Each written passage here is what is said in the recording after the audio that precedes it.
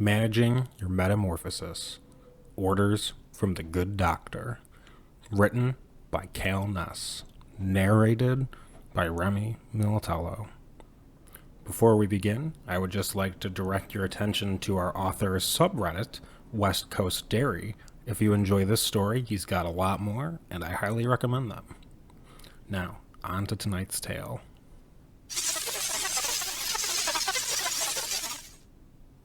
If there's one plus to the isolationist policy that the United States adopted over the last decade, it saved people's lives. The more walls we put up, the more trapped we became. I'm grateful for that. I wouldn't wish what happened to us on anyone. Our American apocalypse started thanks to Actius luna. Luna moths. They're native to North America. Canada and Mexico did a good job containing their borders, turning the tables on us, and trapping us in our misery. Luna moths are large insects with wingspans of 4.5 inches. They're bright green. Their bodies are covered with eye spots to scare predators. Their wings have long green tails. The infectious agent was contained in the powder on their wings. Their infrastructure was overrun too quickly to determine why the infectious agent had the effect of turning us into moth-like creatures. The reborn abominations, 8-foot-tall, humanoid luna moths, devoured entire cityscapes like an invasive species set on an apple orchard. Those of us who somehow managed to avoid the metamorphosis went into hiding. Everyone eventually enters the transformative cycle. Egg, larva, pupa, and imago. We all spread our wings and become monsters. But this story isn't a story about luna moths, nor is it about the downfall of American civilization. It's about one doctor's attempt to help his fellow citizens despite the futility of doing so. I was evading Mothmen when I came upon a Rite Aid pharmacy. It had been raided like everything else, but I found an untouched note posted on the window. The man who wrote it knew more about the transformation than anyone else I'd come across. But too late. Just like everything else. Every solution we could come up with, it came far too late. Managing Your Metamorphosis by Dr. Tom Ricks, Rite Aid pharmacist. There is no cure for the Luna moth illness, but I'd like to advise self-care during your transformation. As my condition deteriorated, I experimented, discovering a few remedies worth sharing. Number 1, the brain. Before anything else, your cognitive wires will cross. Powder from the lunas enters through your orifices, travels to your brain, and covers your synapses. From what I've been able to tell, that's where the egg grows. It will meld with your cerebral cortex, eventually pumping more of the infectious agent down your spinal column to the rest of your body. The side effect of this stage is severe drowsiness and lethargy. As I said in my introduction, there's no cure, but caffeine pills help. We keep them by the pharmacy. Number 2, the heart. Think of your body as a plant-like organism. The infectious agent promoted by the egg, what was formerly your brain, will spread throughout your body like cancer, eventually entering your heart. During the metamorphosis, your heart becomes a rotten seed. It continues beating but spreads more of the disease through your body. You'll feel the most excruciating heartburn you've ever felt, as though a colony of the moths is eating you from the inside out. Though I'd never have guessed I'd recommend alcohol as a medical remedy. 3 parts Pepto-Bismol to 1 part whiskey alleviates some of the pain. Number 3, the stomach. The transformation into pupa is essentially an invasion. Some have remarked on the appearance of spontaneous combustion, but it isn't so simple.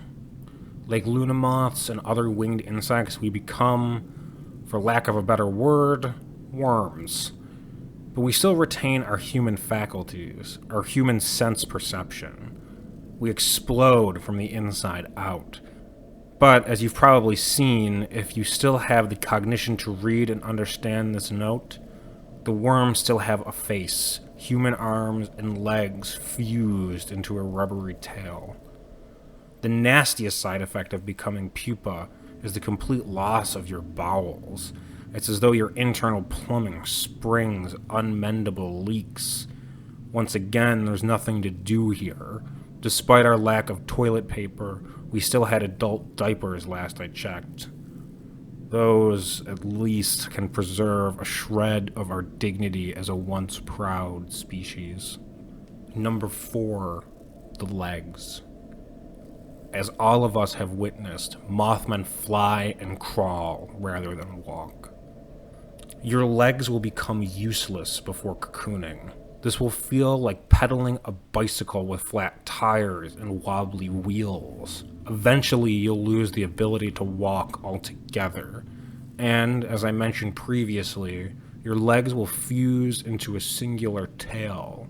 The feeling for me was reminiscent of the growing pains I felt as a young boy. I remember the sensation of my bones physically splitting through my legs, sending shivers of pain outward. I'll warn you that this stage is similar and extremely painful. However, the massagers in our beauty products section do restore sensation and a modicum of comfort. Number 5, the soul. Ultimately, the Lunamoth illness corrupts you spiritually. That, I believe, is the final stage before the metamorphosis is complete. However, I suspect there may be other phenomena I'll be unable to document once I became one of the creatures myself.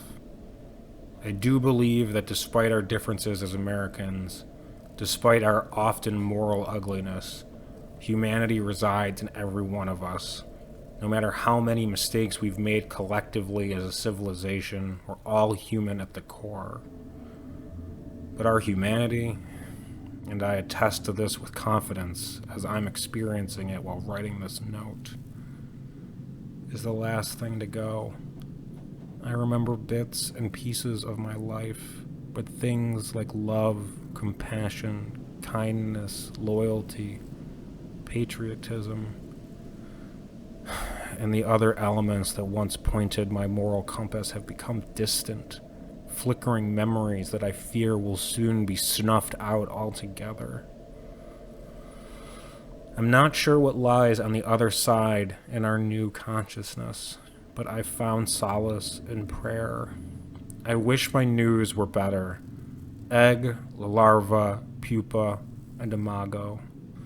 That the 50,000-year-old behavioral modernity of humans was erased almost overnight, that we've devolved into a base, winged species as an affront to my sensibilities.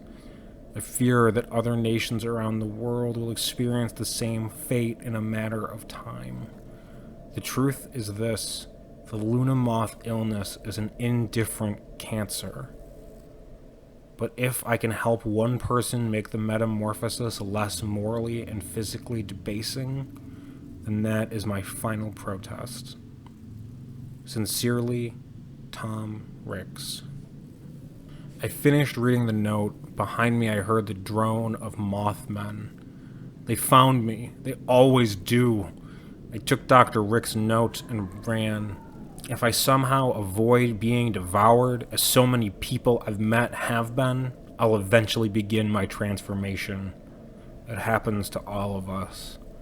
But if there's one silver lining to be found, at least I'll have a treatment plan, as outlined by the good doctor. His final protest, his Hippocratic manifesto, fell into appreciative hands. The end. I would once again like to thank our author, Cal Ness. Linked below is his subreddit and where you can find the original story. Thank you for listening. Keep creating and stay safe. See you next week.